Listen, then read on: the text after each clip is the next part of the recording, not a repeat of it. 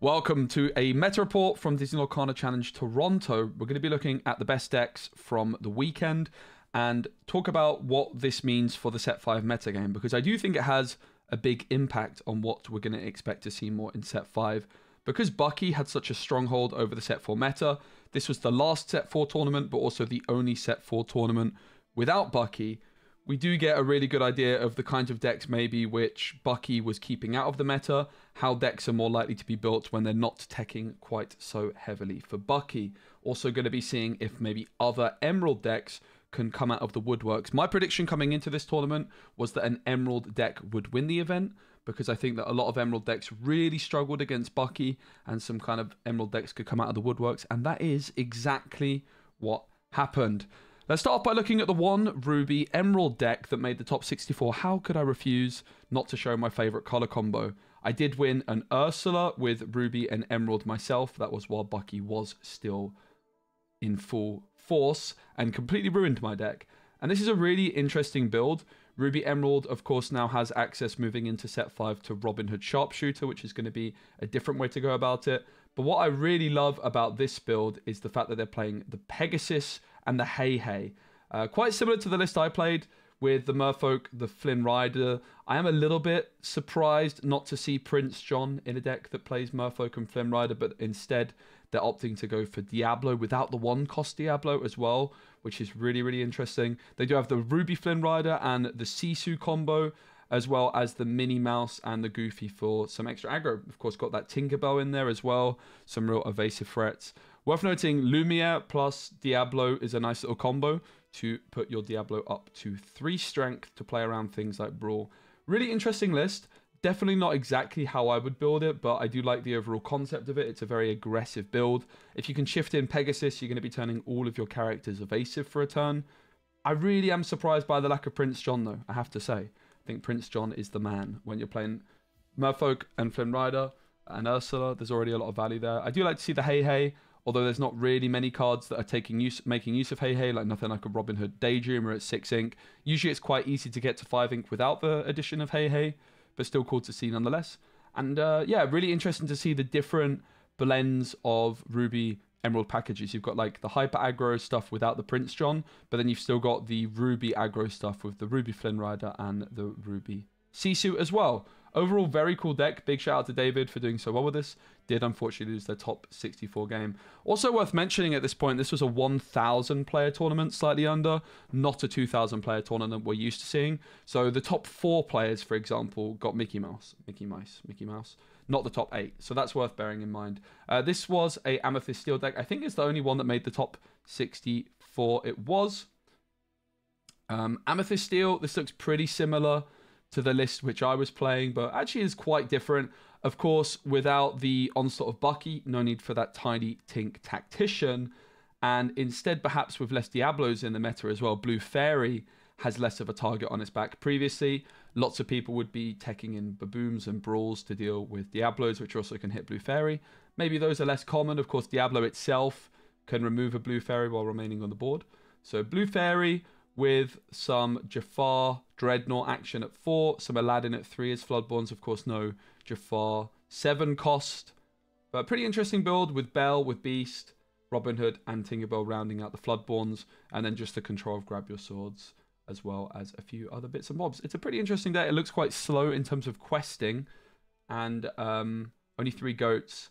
This deck looks alright. It just looks too slow to me. Like, you have to find the balance in these Amethyst Steel decks between control and questing.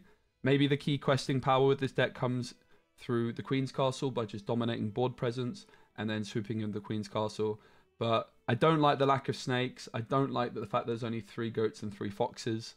I think that those cards just have to be 4 ofs, but it's a really interesting build nonetheless. And a big shout out to Michael for playing this deck. All right, up next, we're going to look at Emerald Steel. I think there was 2 Emerald Steel decks in the top 64. Let me just double check that I'm not giving you fake news. There was 2 Emerald Steel decks in the top 64. We're going to look at both of them.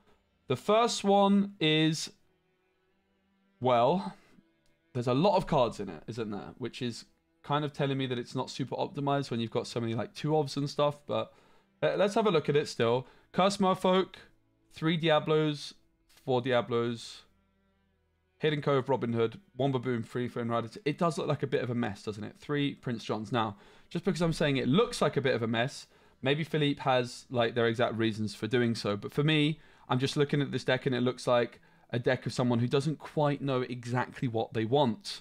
Things like 3 copies of Ursula, Deceiver of All, but then 2 copies of Strength, 4 of Storm. With the package, I feel like this just makes a lot more sense to play 4 of each because it's going to improve the consistency of that. 3 Prince Johns. There is 4 Sudden Chills in there. Again, if you're playing 4 Sudden Chills, why not just play 4 Ursulas, 4 Prince Johns, 4 Flynn Riders, 4 Merfolk would be my honest gut feeling. And then there's a couple Daisy Ducks, Rise of the Titans. This just looks a little bit confused to me. Like the Cinderella in there, I'm not really sure. I'm seeing a world where that could be optimal. Getting to 7 ink in a deck like this sounds pretty tricky. Prince John, Diablo, your only real card draw tools. So while I like a lot of the individual cards, this kind of feels like two decks merged into one. In my mind, Emerald Steel, you kind of go like a more aggressive route with Merfolks and Prince Johns, or you could try to do something slower with these Floodborns with something like a Chief Bogo, for example.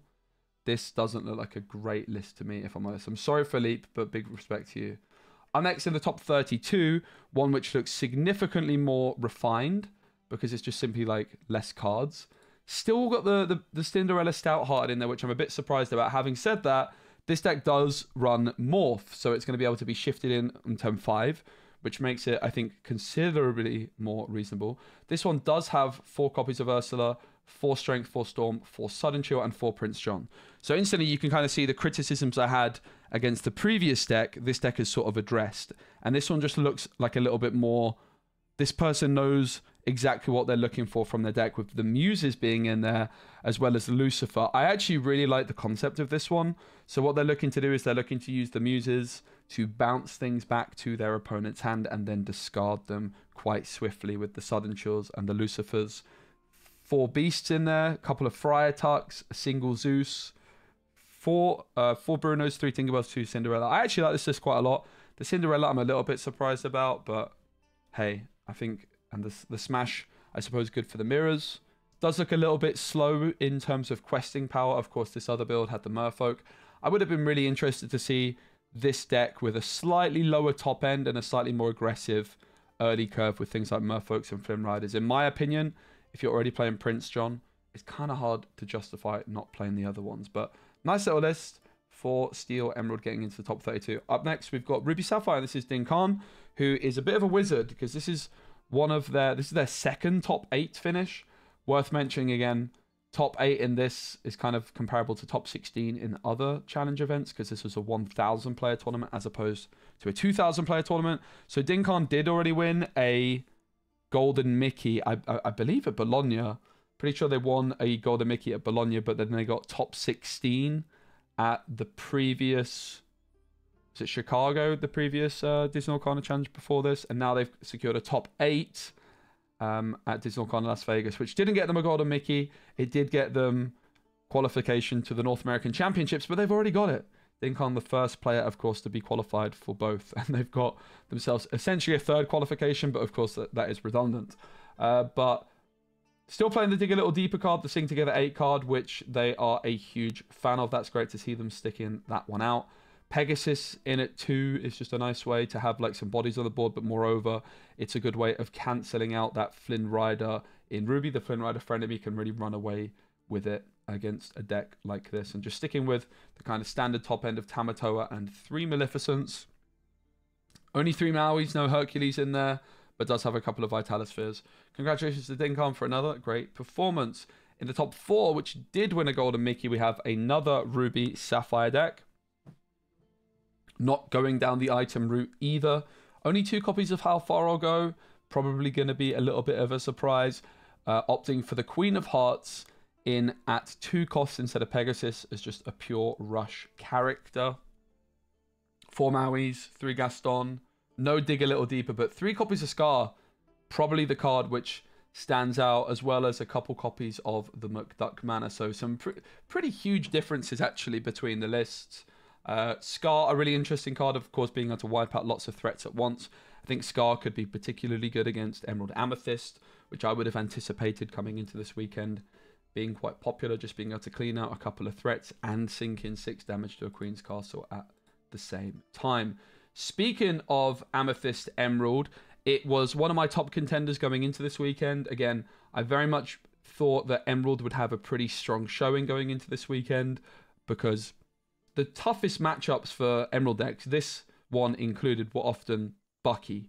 So the Emerald Bucky decks were keeping the rest of the Emerald decks out of the meta somewhat. And I'm going to start off by saying I love the early curve in this deck. I'm very happy to see 4 Churnabogs, 4 Merfolk, and 4 Magic Brooms. I'm also very happy to see Flynn Riders, Madam Mims, and Ursulas, and all 4 copies of those. Now, around this stage is where I think that you can really change up how the deck is built, and there's some really, really curious options in here. Of course, no surprises to see the obvious things in there, like the 4 copies of Friends, the Fox, the Goat, the Rabbit, the Queen's Castle. There's also a couple of crabs in there. But then the rest of the deck is where things get a little bit more interesting. 3 copies of Kit Cloud Kicker.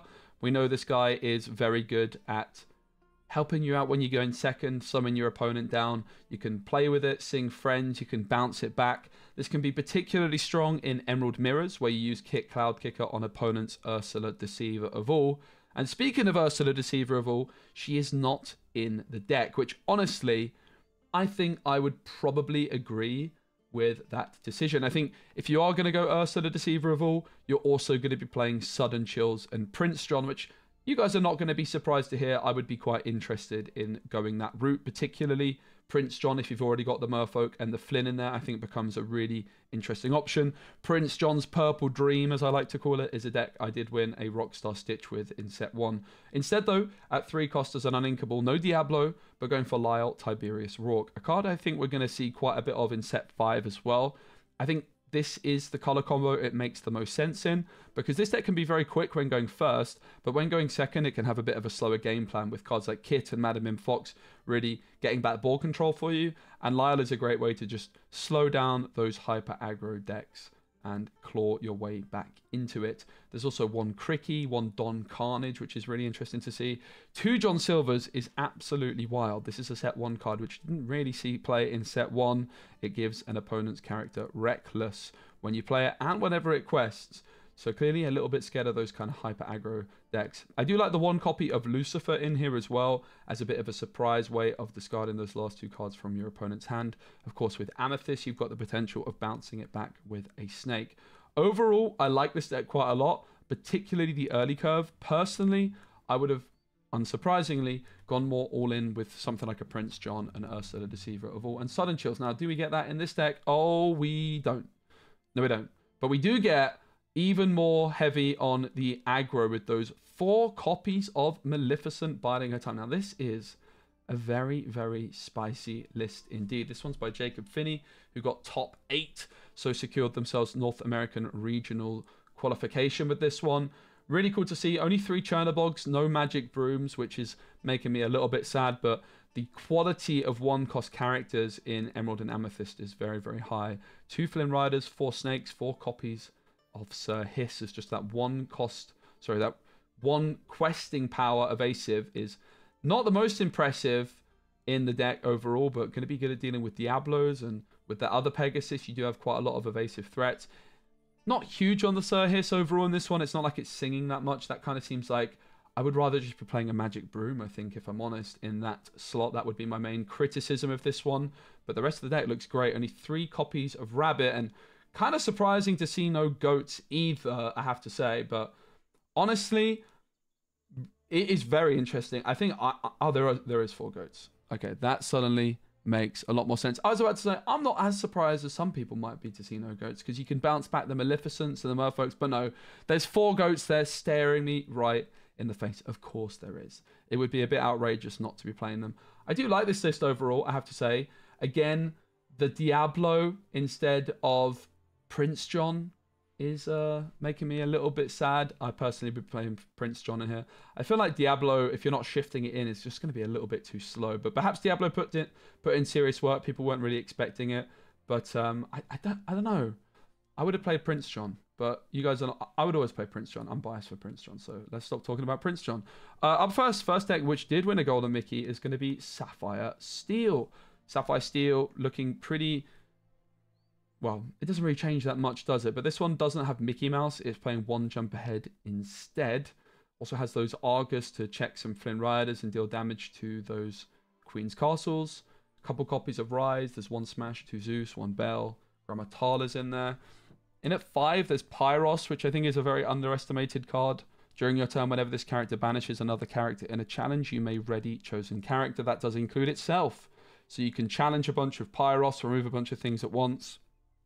And then, the last time you remove something, if you don't want to ready Pyros itself, you could ready something else and allow that to quest for a second time. Imagine you've got a Bell down, and you could just ready your Bell and quest for 10 with Bell in a single turn while clearing a bunch of stuff with Pyros. Pretty cool looking list. Another Sapphire Steel deck, this one also winning a Golden Mickey in 3rd place. So really, really good showing for Sapphire Steel. This one also with Argus, but Mickey Mouse in the mixer here instead. 2 copies of Beast Hard-Headed, 1 Beast Tragic Hero, 4 Tinkerbells, 3 Let It Goes, 3 Grab Your Swords as well. This one's a little bit more of a standard list with those Gastons in there as well. All right, lovely job. Let's look at Ruby Amethyst next. Ruby Amethyst had a pretty heavy representation, but didn't quite do as well. This is a top 16 version with 4 Be Prepareds, 3 Medusas, only 2 copies of Magic Broom, only 2 copies of Flynn. Seems like a bit of a slower build. Less of that early curve, but some more late game curve as a result, although there is 2 Cuzcos in there as well. Overall, I feel like it's maybe, I would personally be playing 4 copies of Brooms all time, but looks good other than that. The next one is on 3 Brooms, 2 big Sisus to accompany the 4 Be Prepared, but no Laney Tremaines. This one will by Dylan Edgar. And finally, one more Ruby Amethyst deck in the top 16 with 3 copies of Teeth and Ambitions and going for Minnie and Olaf. Minnie and Olaf making a little bit of a comeback into set 5 as well, with Teeth and Ambitions being a good way to slow down these hyper aggro decks. So that's definitely something to keep a lookout for. All right, up next we have finally the last 2 decks. We have Amber Steel and Amber Emerald. So Amber Steel was very well represented in the Top Cup. This is a top 8 deck by Philippe, so didn't quite win the Golden Mickey either. Only Robin Hood and Cinderella as the 1-drops, so we're not seeing any Queens. Of course, we're not seeing Daisy Duck because that's a set 5 card, but Golden Harp kind of the other option in at 1, not included here.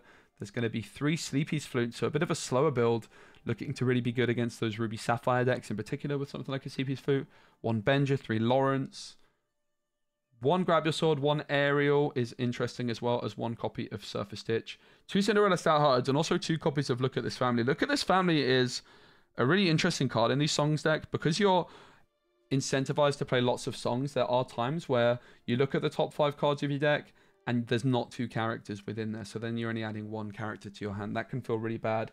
Interestingly, at the Brotherhood Games tournament in London, which I covered yesterday on my channel, it was a like 55-player set 5 event in London.